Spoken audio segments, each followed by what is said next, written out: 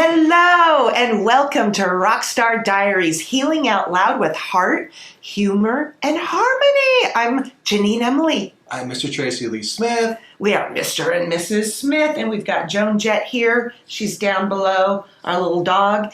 But we are so happy to be here tonight. We welcome a man whose life reads like a screenplay, equal parts heart, humor, and humanity. Mark Steven Porro is an award-winning actor, artist, entrepreneur, and the brilliantly soulful author of A Cup of Tea on the Commode. That's right. A memoir that proves laughter and love can show up even in life's hardest rooms. His story is one of devotion, caregiving, resilience, and the radical tenderness it takes to walk a loved one home. From movie sets and studios to hospital rooms, from chasing dreams to caring for family. We know that one all too well. Mark shows us what it really means to serve with heart, stand in compassion, and turn the messiest moments into miracles. Get ready. This conversation will move you, stretch you, and remind you that love is the greatest role we'll ever play.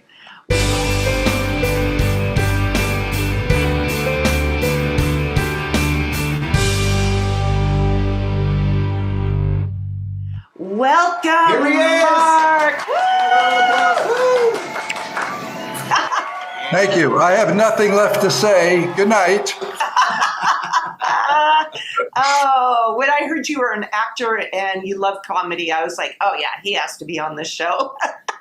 I'm very shy. I'm normally very shy. Oh yeah, sure. Well, welcome. We are so happy. Can you tell the world where you are sitting right now? I live in a little village called Pézenas in the south of France, and it's located in the largest wine growing region in the world. So if you're into wine, it's heaven. If you're not, it's a frickin' nightmare.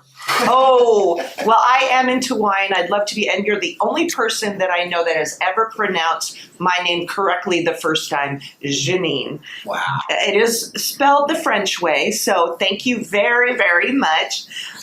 You know what? We just want to jump right in because you have so much brilliance. Let's talk about A Cup of Tea on the Commode. It's not just a book, right? I mean, it's amazing. We've been reading it. It's a call to help people heal through truth, humor, and humanity, right? Can you talk about that? Well, yeah, I would have to say, I'll give you my little, I guess, my intro. So at 55, I gave up my carefree bachelor life to become a first-time parent to a sharp-tongued, stubborn as all get out, guilt-tripping lady who could barely remember my name, my mother. And it's unusual for a son to take on the 24/7 caregiving. But I jumped in with gusto to fill her last years with love, laughter, and joy. It wasn't always perfect, but I came pretty damn close. And so caregiving normally falls, or unfortunately, it normally falls on the women of the family. And but we're catching up. But it's still about a 60-40 split. And I think my approach was a little bit different. I took kind of a romantic approach, I think, because I grew up with three sisters. And so I learned more than just how to put the toilet seat down. And I had two older brothers, and one younger sister. And I had a great relationship actually with both of my parents, especially as we were all adults. And I got to appreciate them as people and not just mom and dad. And so for us, I mean, we grew up in a pretty strict Catholic family, so we learned how to care for others and honor certainly our mother and father. And so when I jumped in to do this stuff, I had the opportunity, I guess, to do it. And I just felt it was the right thing to do. My mom deserved better at that particular time in her life. And so I wanted to make sure that she got it.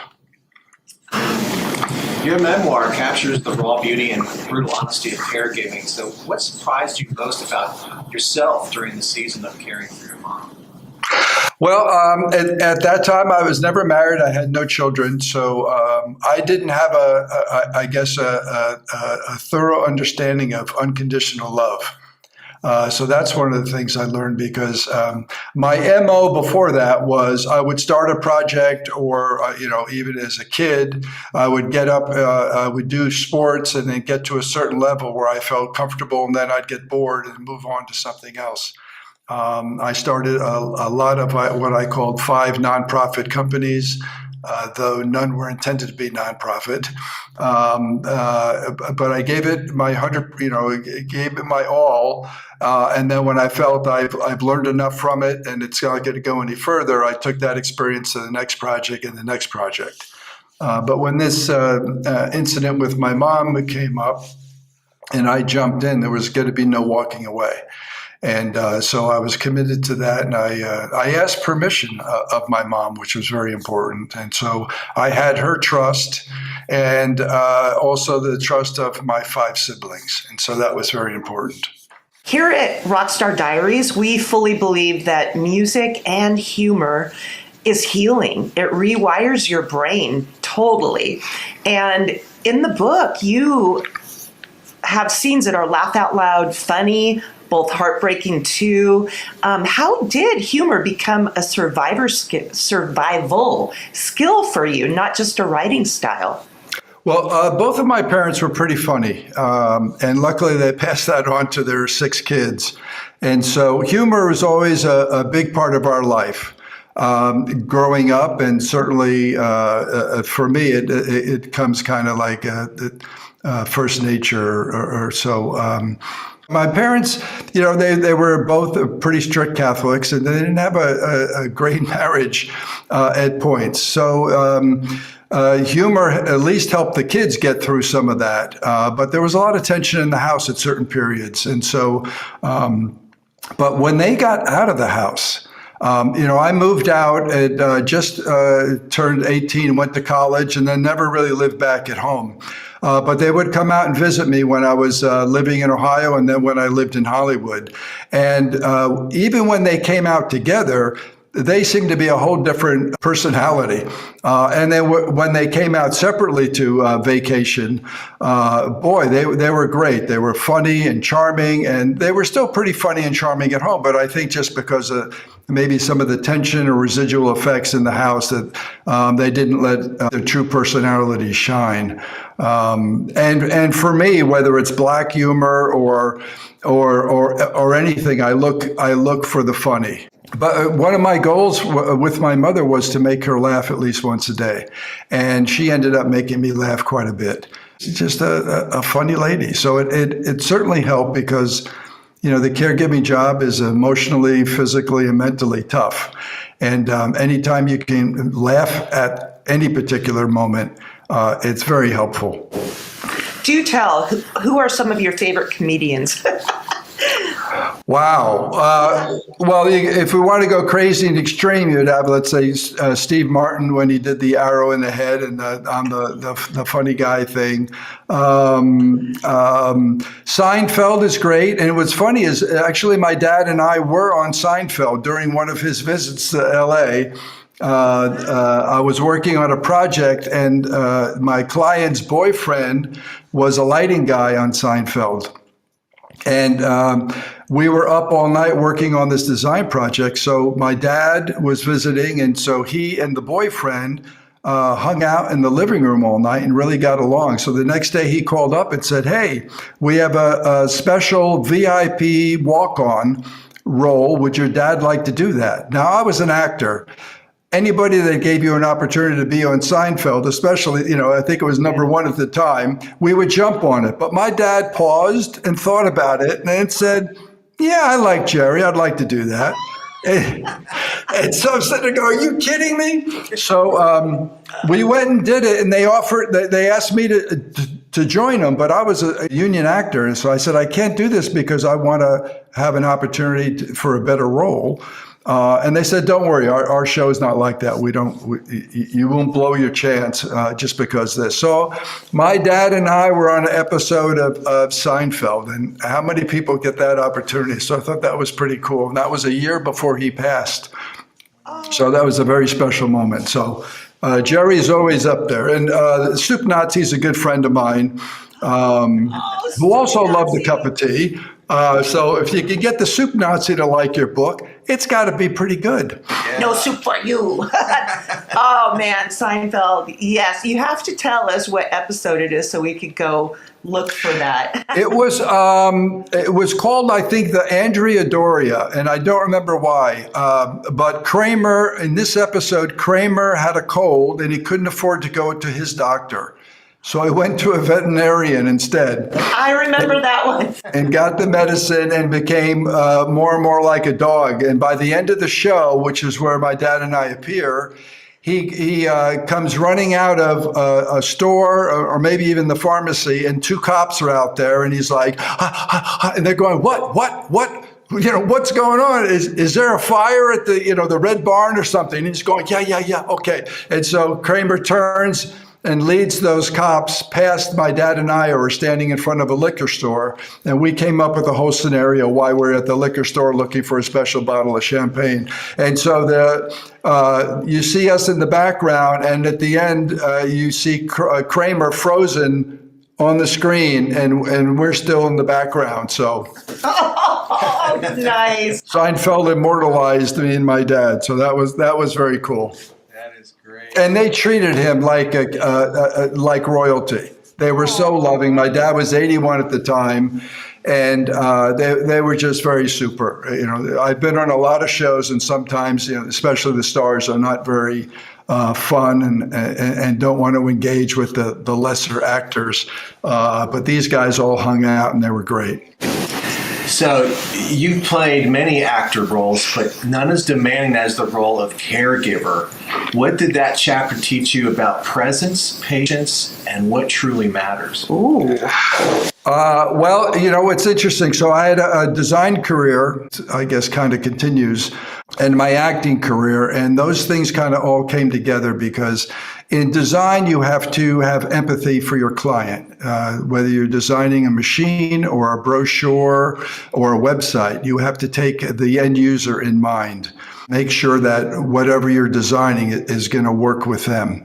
And so that encompasses empathy. And when you're doing caregiving, empathy is certainly a big thing too. So you have your loved one who's going to be a little slower, a little more fragile, may not have a great memory, but they're still, in my case, still my mom and deserve respect and deserve to hold on to their dignity. And if that was withered away, bring it back, which I tried to do. And then also because of not having children and stuff, patience was another thing. I had a pretty good understanding of patience, but boy, when you're in those situations, it becomes crystal clear that it's very necessary. And so empathy and patience were a big deal. One of the main things that I advise people who ask, if you're uncomfortable doing anything in the caregiving, whether it's all the hands-on or any of the aspects, because there were no lines that I did not cross. But the acting kind of came into play because I said, this is the role I'm taking on. I'm now a caregiver. I'm the son, but I'm also the caregiver. And I had to get over any of that uncomfortableness and get on with it because I had a job to do. And so that was a bit of the acting. And I never wanted my mother to see that I was uncomfortable or, let's say, grossed out or anything like that, because I didn't want her to feel guilty. I didn't want her to feel like she was a burden. I wanted her to know that I was there because I wanted to be there. There were some moments, she was... She did like the pampering, and sometimes she took the playing, let's say, the princess or the queen a little too much. And I said, I am not, one time she actually rang a bell to summon me. I don't know where she got that bell, but that was the last time she rang that bell. And she also rang it very early in the morning. So I went down to her room, and she's sitting in bed with the little thing, and I'm going, are you kidding me? And she says, what? And I said, did you just summon me with that bell? I most certainly did. And I said, well, I will now take that from your royal fingers, and we will never see this again. And I just told her, I said, listen, I'm here not out of duty. I'm here because I'm your son and I love you. So we don't need a bell. You call, I come. There are some, I think, boundaries or lines you must kind of set up early. You brought tears to my eyes. I just want to applaud you for a moment. My mother has health challenges and is sick, and my older brother is her caretaker. She's in Washington State. We're in Texas, and it's really difficult being this far away, although we do go there all the time. But I just wanted to do a shout out to my brother Joseph, because especially after talking to you, there is so much that goes along with that. And what you just said right now just brought tears, because it's so true. And I'm so glad that your mother had you. And that acting thing, that to me is epic. It's like you put yourself into a different role. Tracy was a caregiver to his wife, bless her soul, rest in peace, before she died. Yeah, she had an 11-year bout with cancer. Wow.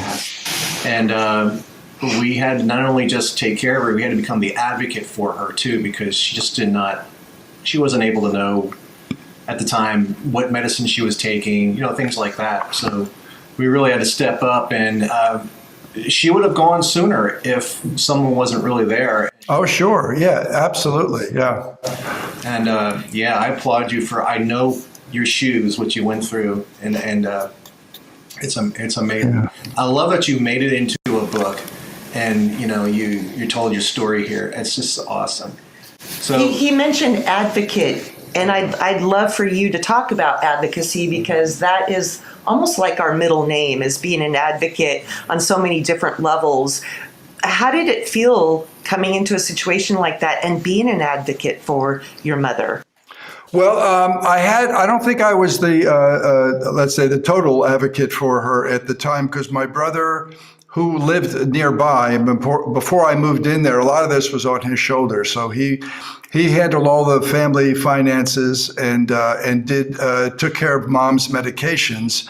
And he would stop in the morning and stop in after work to make sure things were good. We did have a family living in the house that was supposed to keep an eye on her and keep her company, but at that time she didn't need caregiving. This incident that happened, I think she looked around at her life, and she was living in the house we all grew up in. That was no longer, let's say, our house. It was kind of these people who moved in upstairs kind of took over. And I think my mom was just not happy. And she said, if this is the way it's going to be, I'm out of here. And she kind of willed herself to die. So she was, I called it semi-comatose. I don't know if that's medically accurate, but she was non-responsive for weeks. I think, I have a chapter in the book called The Silent Scream. So I think it was a cry for help, because I don't think she really wanted to die, and maybe this was a ploy just to get everybody back there. But we all came back, and love was back in the house, and eventually she snapped out of it, which was great. So knowing that someone's there and someone that really does care for that person has a huge effect on the whole situation, but definitely on your loved one. You're watching the Rockstar Diaries TV show.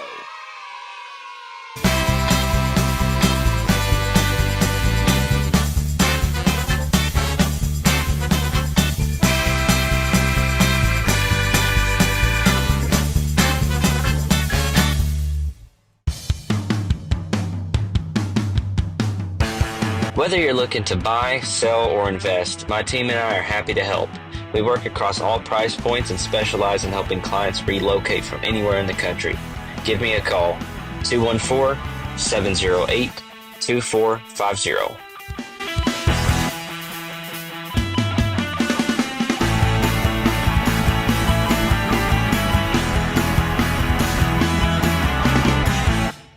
So you said this book is more than a memoir, and it's a love letter to caregivers everywhere. What do you hope every exhausted, unseen, overwhelmed caregiver, hears between the lines? I think by second nature, I always take notes. I never wrote a book before, but I had written short films and screenplays and things like that, and greeting cards, and some copywriting and stuff like that. So I always took notes. I didn't know what I was going to do with it. While I was caring for Mom, a friend of mine was just started caring for her father. And so I shared some of my experience and some of the tips and tricks I learned from hospice. Hospice was great. And when this whole thing happened with my mom, the doctor cut off all meds and food and called hospice. And so hospice was there, and usually when they're called, it's not a very good ending. So my younger sister and I hung out with hospice and asked them to teach us, because we wanted to care for our mother as much as we were allowed to, for as long as she wanted to be here, because we didn't know if it was going to be days, weeks, months, or whatever. So we learned a lot of tips and tricks. And so I shared those with my friend, and she got a lot out of it. And I thought, well, maybe a book is certainly something I had more control over, and also something I could get out faster. My first instinct would be, how do I make this into a movie? Which is in the works actually now. I get very emotional when I'm dealing with family, especially. So I couldn't write it for a while. It was a couple of years before, if I came up with something, I would jot it down and kept those notes. And so once I was here, I moved to France a couple of years after Mom passed. In this room is where I wrote the book. And so I had enough emotional distance and also physical distance, and so maybe that helped. And since I hadn't written a book and I knew it was going to be a memoir, I started reading memoirs and studying the craft. And then I actually engaged with a memoir teacher, took a few courses with her online, and then eventually she was my first editor. She gave me some great notes, and then I revised it again. I also wanted to be published. I didn't want to self-publish it. Not that there's anything wrong with that, but I wanted to see if I felt the book was good and I could find a publisher. And I actually had two publishers I had to deal with. And so the one publisher I went with was one that was more concerned with writing quality as opposed to getting it out fast. And so those are the ones that I went with, and I worked with their editors for maybe a year and a half before we released this. And they were great. I had the final say on everything, but we had no big arguments or anything. They liked my voice, and I think they liked the quality of the writing, and it only got better working with these editors and stuff. It's a good book. I don't say it's a how-to book. It's a what I did book, and there are some tips in there that people I think can benefit from. But I also wanted it to be a very entertaining book. I'm happy with the results. It's won a bunch of awards, and the reviews have been lovely. And now there's some interest in Hollywood and making it a movie. So I've written that screenplay, and that's going to start going out to people. So we'll see what happens with that. I have so much that I want to ask you, like who would play your mother and stuff like that. But well, I have to be careful, but Meryl Streep was the first that came to mind because I need someone. First of all, she's a Jersey girl, like Mom, and I need someone who can play someone who's in their 90s, but also younger to play in some of the flashbacks. Nowadays, with movie magic, we can take care of that. But that would be certainly my top choice. And there are tons of A-list actors who love their mothers, and I have that whole list. So we'll see what happens. But I think someone might be attracted to doing. I think it would be a small, intimate, definitely independent type of film. The other thing I wanted to mention, you talked about quality over just getting it out there. I love that. We're international best-selling authors, but the current piece that I'm working on, I'm working with people that are stretching me. They're really stretching me to get better and better and better. And I've been writing for years. And you're right. It's when you have that mentor or those people that you trust that give you amazing feedback, there's, it turns into more epic quality piece than what you could have done yourself. That's what and we do that with our songs as well. Yeah. So thank you for sharing that. I know you're probably dying to ask a question. I've taken up so much space. Well, we were just talking about a little bit about grief earlier. So many people, they get stuck inside grief. And how did writing this book become a doorway to healing, not just for you, but for your readers? Wow. As an aspect of grieving, I put it into a caring for mom. I knew the end was inevitable, and how soon I didn't know, but you're worried about when you're not with her, is she still breathing? Does she need anything? Will she be there when I see her in the morning? So that stress all just kind of weighs on you.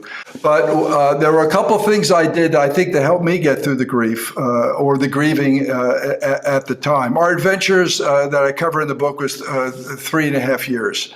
And when I first came back, I wanted to return some dignity to my mother. I felt, she was a lady who really cared about her hair and her nails and I think her clothing and stuff. And she had these old tattered night dresses that she wore. She wore no makeup. Her hair was just like in a lifeless bun or maybe a ponytail. I said, that's not going to work for my mom. So I bought her a new wardrobe. That was one of the first things that I wanted to do. And if you want to cheer anybody up at any age, especially a lady, a new wardrobe will do that, and that certainly did. Though it wasn't that much fun for a middle-aged guy to go out into department stores in the ladies section looking for night dresses. I got a lot of strange looks and stuff like that. So I ended up doing it online. It was much more comfortable. But there is a fashion niche that needs to be filled. There's not a lot of good or nice or attractive clothing for seniors. I said I need some nice nightwear because my mom still had pretty good legs at the time, and so I bought things on the short side. I bought some colors that went nice with her complexion, and then I don't know the last time she went to a beauty parlor, but she worked full time and had 6 kids. And my dad was a chemist and he worked during the day. My mom actually worked in the night shift, but she always treated herself to a weekly visit to the beauty salon where she got her hair done and her nails done. And I don't know when the last time that happened. I know when she visited me in Hollywood, I would take her to my friend's beauty parlor in Beverly Hills, and she got the movie star treatment. She got to sit in the seat that Betty White sat in when she had her hair done. And they only met once, but that was pretty cool. But again, I don't know how many years that had been. So I tried to recreate that at home because I knew she would like that. So once a week, she normally got 2 sponge baths a day anyway, in the morning and the evening. But on Day of Beauty, I soaked her feet in Epsom salts while she sat on the commode. I shampooed her hair. Then I gave her a full body massage, tended to any medical things. And she picked out her new wardrobe. Of course, she got a new diaper, and I blow dried her hair, and I put it in a nice ponytail or sometimes braided. Then I did her nails, and then I finished it off with nice red lipstick to match her nails. And I just thought, oh, this was a nice little gesture, no big deal. But I wheeled her into the kitchen in the wheelchair for breakfast, and we pass a big dining room mirror. And I parked her in front of that mirror and I leaned in and I said, "Who is that pretty girl?" And she just beamed. And it was just fabulous. I mean, I didn't think that was any big deal. It's a nice gesture, but boy, that effect was just profound. She loved it, and it probably had a bigger effect on me. And it was also infectious because whoever saw her saw how happy she was. Especially with her new wardrobe and if they caught her on Day of Beauty. But the best lesson of that was wanting to feel pretty doesn't end at 90. And for guys either. My dad was always clean shaven and always, I think he had a comb in his pocket all the time in his wallet. And his hair was always groomed and he was always clean shaven. And 2 days before he passed, we knew that he wanted to meet Jesus and look his best he could. So we gave him a shave. We combed his hair and gave him a shave, and I know he got a big kick out of that. So it works for men and for women. Yeah, that was a lovely thing, and those are things that only get discovered by doing them. And whether it was necessary or not, it was something that I felt I needed to do and to cheer her up. And yeah, it was pretty cool. So I think if more and more people did a Day of Beauty, even in assisted living or nursing homes, boy, if they had someone come in and do those little things, boy, the effect would be amazing. you brought up assisted living, and we do go in and entertain in the Texas assisted living centers, and you just gave me a great idea. We do sing-alongs, and we'll do trivia, and we do the best we can, but everything, okay, every single one of our viewers, and we have viewers around the world, are going to be touched and educated by what you're saying. I just know it. I mean, I have tears again. I do want to bring up something, though, and we do talk a lot as speakers about burnout to brilliance. Burnout is an epidemic, at least here in the United States, that's affecting a lot of people, and I'm sure caregivers. Oh yeah, yeah. Yes, you're running on empty. So Yep. what would you say to somebody right now that's saying to themselves, "I just can't keep going"? Right. Well, the pros say take breaks. You have to take breaks because you have to be in good shape to take this on. It can be exhausting. So that's a hard lesson that I learned because I did not take the breaks. I thought, I'm a guy, I can handle this. And the stress got to me. I ended up almost dying before my mom did. I went through 3 emergency surgeries, and I was in the hospital, I think, for a total of a couple of months. Not all at once, but within those 3 surgeries. And so that was a tough lesson. So I always tell people, if you're going to take this on, you got to take the breaks. When you're on an airplane and they say when the oxygen masks drop down, put yours on before you help your loved one. And that is very important because, you want to be around, and you certainly want to be in the best shape mentally and physically to take this on. I would also tell people, if you're not comfortable taking this role on, don't do it. Find someone either find a pro or another family member who isn't, I guess, not turned off by bodily fluids and all those things, because it does get a bit down and dirty. And that's, I guess, where the acting, again, came into play with me. I kept it out of the room. I didn't want my mother to feel bad about me being there. And feeling guilty that I put my son in this position. I wanted her to know that I was there and willing and wanting to do this. And so I did my best to keep all that stuff out of the room. There were a couple of moments when I had flashes of anger or disappointment, mostly in myself and stuff that came out. But that's what I learned. That's normal in parenting. And so one of the things, my mother hated swearing.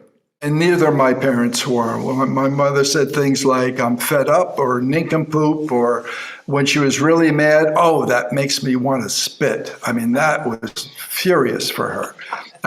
With my dad, it was like, I think food came to mind. He would say, you're full of soup. Get the ham out of here. And stuff like that. So it's like, or chowderhead. Those were what we grew up with. So when I let out with a few choice words, my mother always said, I don't like you swearing. And I said, I know, Mom, but this parenting thing is hard. And she says, well, I guess. And she had 6, but I never swore. So, yeah, she was pretty good at guilt tripping me all the way through. That's wow. We're getting a lot of good nuggets here. It's golden nuggets. You know what I think it's time for? The hard question. The hard question. Oh! All right, I need a drink. This is tea. In honor of Mother, I always have some tea with me. Yeah, I'm going to grab my mushroom coffee. Yeah. Now. Oh, can I tell you, before the hard question, can I tell you the reason for the title of the book? Yeah. That was going to be a question. Yes, we love it. Go ahead. Okay, so I had another title in mind while writing.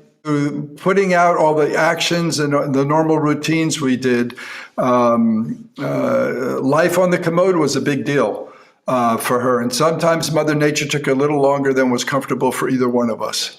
And so one day, kind of as a joke, I just said, hey, would you like a cup of tea while we're waiting? That was her favorite beverage, cup of tea, no sugar and skim milk. And she said, sure. And it became a hit. She really enjoyed it, and so that became part of our daily routine, a cup of tea on the Commode. So I thought, boy, that's, I think, a catchy title. Certainly not one that's easy to forget. So that became the hit. All right, that's awesome. Now, here we go. The hard question. All right. So here's the scenario. You got the movie deal. Now they're giving you a choice of 3 locations, and it's going to be 3 to 6 months. And you're going to be on site for this, but they're going to pay everything. Where you stay, all your food and beverages. Now here's the 3 choices. Seattle, Texas, or Toronto. Now keep in mind, Texas is brisket and steak. Seattle is seafood. And coffee. And I don't know what Toronto is. So, it could be a mixture of all that. So where are you going? Why did you pick those 3?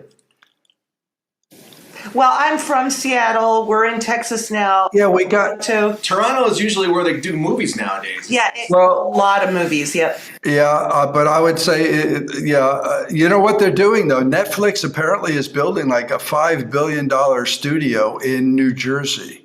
Oh, that's a golden nugget, right? I didn't pick New Jersey because you would automatically go there. Yeah. That's where It would have to be on the East Coast somewhere. Now, Canada sometimes, because most of this is going to be interior, so that can be done anywhere. So, okay, to help you, so we'll do some of the interiors in Texas for the brisket, and we'll go to Toronto because I used to love Labatt's Blue beer. And then Seattle because I like seafood. So we can do some of the interiors there, but the exteriors definitely have to be in New Jersey. I love that. His sister, who it's coming up on a year anniversary. She passed a year ago. But she lived in New Jersey. She lived near Absecon. Yes. And I had the opportunity the first time in my life to walk down the boardwalk. Atlantic City, and it was amazingly beautiful at that time. So yes. Yeah, Jersey is very cool. I think it still gets, well, I don't know. Hopefully it's gaining its respect because a lot of good people, famous people and stuff have come there. Of course, Springsteen and Bon Jovi and Meryl Streep and Jack Nicholson and blah, blah, blah, blah.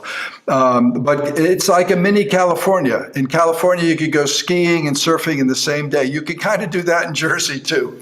Though it's going to be a little cold with the surfing. So it was, I grew up in a little, they called the Village of Ridge. It was 25,000 people, but it was a great, it was about 20 minutes away from New York City. So that's where I got a lot of my, I guess, culture. My mother was really into the arts. So we would go to Broadway and Radio City Music Hall and Statue of Liberty, and the World's Fair was there when I was a kid and stuff like that. So it was great. And then, of course, the New York Yankees are there. So, yeah, it was, I was very lucky. And in fact, when this book came out, I do the social media stuff like crazy, and on Facebook, I kept getting suggestions from Ridgewood of new friends, and I have to think maybe half of that town is on Facebook, and they've been very supportive of the book because a number of people knew my parents or knew my siblings, and they just love reminiscing about Ridgewood and how it changed and stuff from when we grew up, and it's been very cool, the reactions from there. And I did a virtual author visit with the public library there in Ridgewood. I think I may have still owed some late fees when I was a kid, but they said they waived that when I did my little podcast there, so that helped. So that was worth it right there. I was very fortunate of where I grew up, and then I think the upbringing with my folks and even my siblings and stuff like that. So we learned to care for others and laugh when things got a little tough and stuff like that. So it was pretty cool. So I want to ask an interesting question, stealing from you, a question that you asked yesterday. But you've had an opportunity. You were in Hollywood for quite a spell, and I have worked with and met quite a few actors and comedians. Was there one that stood out that you thought ahead of time that they may not be the nicest person, but once you met them, they just blew you off your chair as far as being kind? They were a sweetheart. Sweetheart? Is there anybody? I would say no one that surprised me in the positive. Wow, we've heard that But- from so many.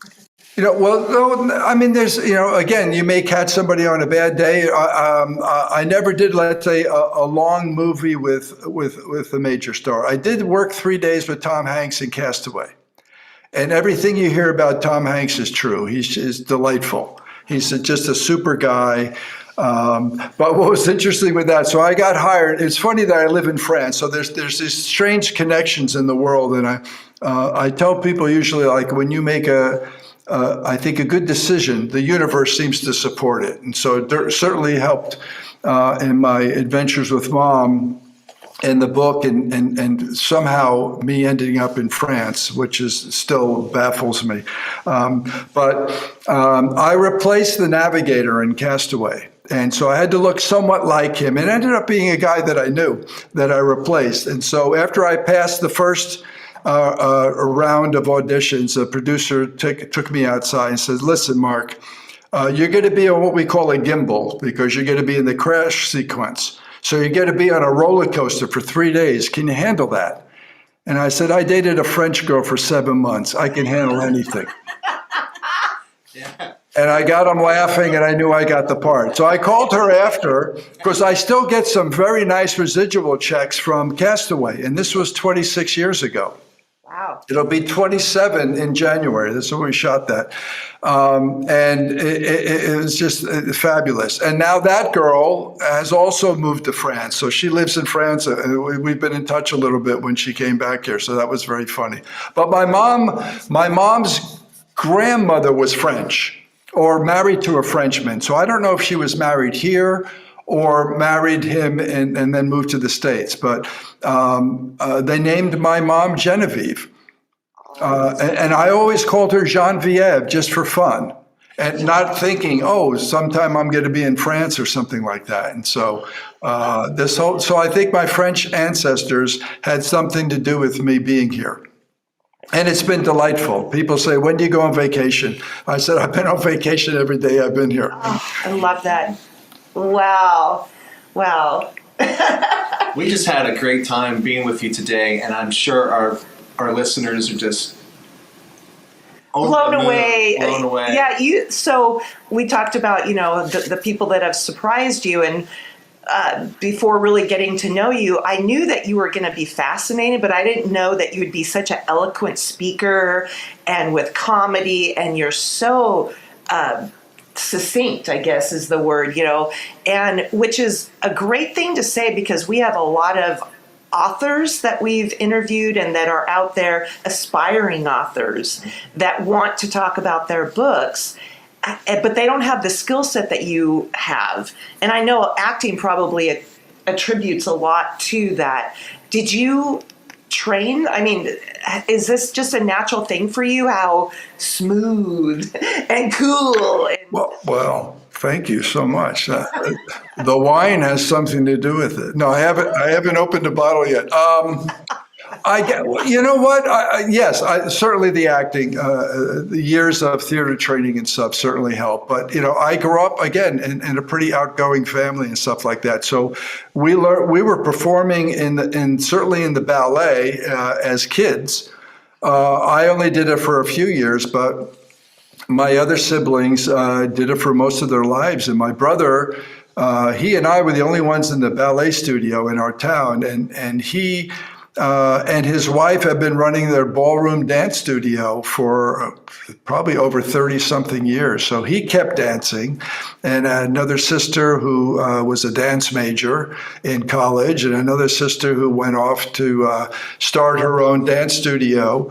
And wrote a book about it, actually, when I was taking care of my mom, about how to make a great business out of a dance studio, and gave some nice tips how to people. You put all that work and investment, and a lot of people end up with nothing. She actually sold her studio for a very good amount, and nurtured the new owners to make sure that the business still thrived after she left, because she's a big personality and a big reason people went there. So if you put us all in the room, I would be the quiet one. It's just the way it was. I would say that I shine when I get paid. Not that I'm demanding any kind of pay here, but can I tell you one fun story about, again, parenting and the mistakes? Do we have time? Yes. Okay, so I had some skills, and obviously with design and stuff, but also renovating houses and building and things like that. And so while I was there with my mom, she was like a baby, so she did sleep a lot during the day. So I said, this house really could use some love and care. So I ended up renovating the entire house during our 3.5 years. And I kept her abreast of what was going on, but it was kind of funny. When I first decided to do it, I would be going past her in the living room because after breakfast, I would sit her in this big, cushy, reclining chair so she could watch the Animal Planet and stuff like that. And so she's in that chair and I'm passing by with 2x4s and she said, "What is going on?"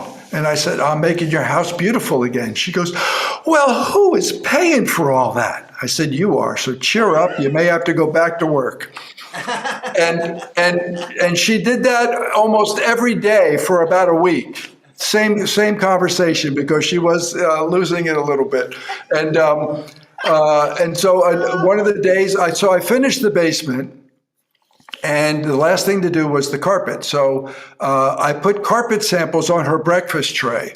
And then I left the room quickly to fill up her juice cup. And I came back and she had one of those 3x3-inch samples in her mouth and a scowl on her face.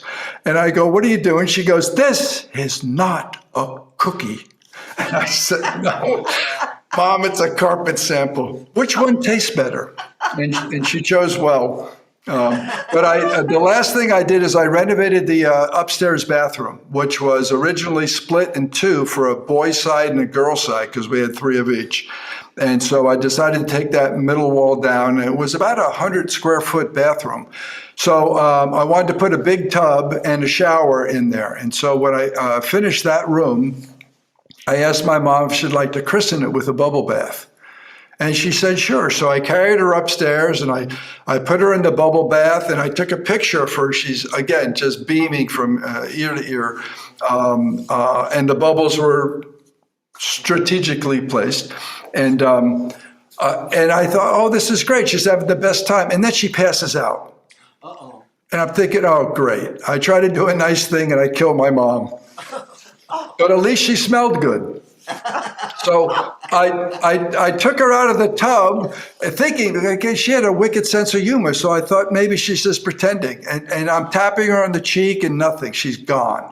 Not breathing.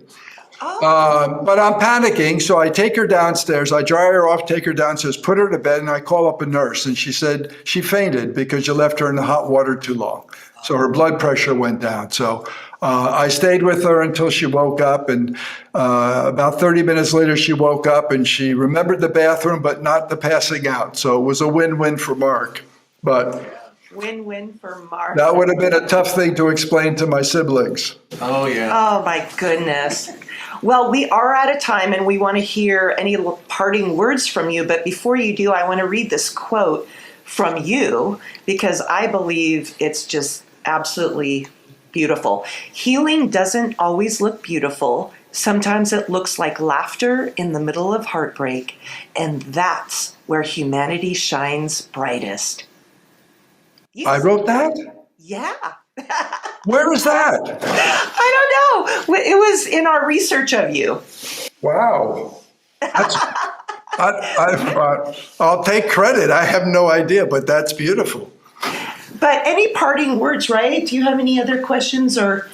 No, it's been a joy. Oh. It's been so much fun. Wow, I'm in awe. I mean, if you have anything new that you're working on, you want to publicize or tell us? Yeah, well, go see the movie when it comes out. The last draft, I took out about 4,000 words before I gave it to the publisher because I thought those would be better in a book that's going to be about my dad. So I'm about halfway through a book that's focusing more on my dad. So there'll be some of Mom in there, of course, and similar stories, but from a different point of view. And I hope within the next year I'll be done with that one. The screenplay kind of threw me off schedule because I had to do that over the summer, and I just sent it out recently. So thank you again, Mark. You have been such a divine pleasure. We sure appreciate you coming on Rockstar Diaries. well, thank you. It's great to be a rock star, and now Mom's a rock star too. So Yes, say her name once more, the French way.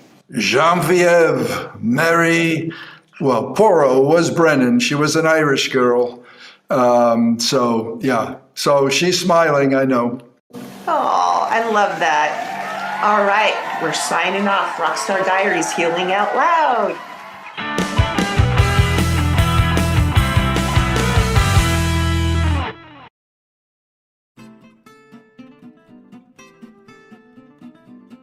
Cedar Ridge Acres. Soap. Why? 'Cause you smell good.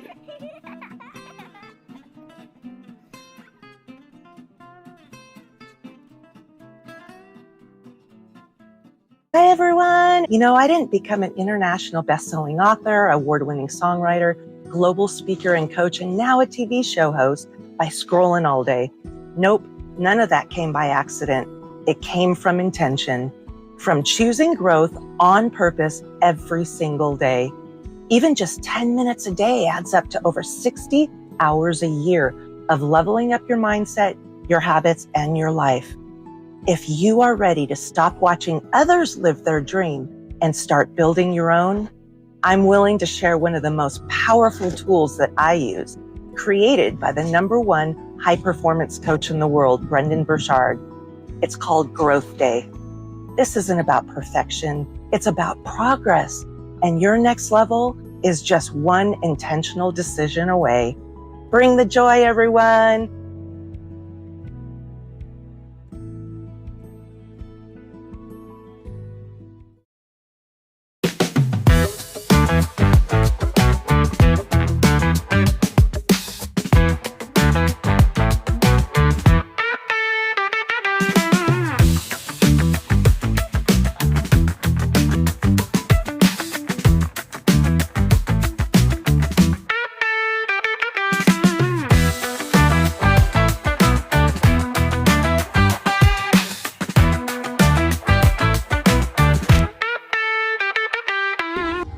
Rebirth, to me, it's a soul quake moment that changes how you see yourself forever. It isn't about starting over. It's about rising from those ashes of who you were, carrying the wisdom of your scars, and stepping unapologetically into the wholeness of who you were always meant to be. It's about stripping away roles, titles, responsibilities to reconnect with who you are at your core. Burnout becomes untapped brilliance, fear becomes a compass, and your story becomes a legacy. That's what rebirth is.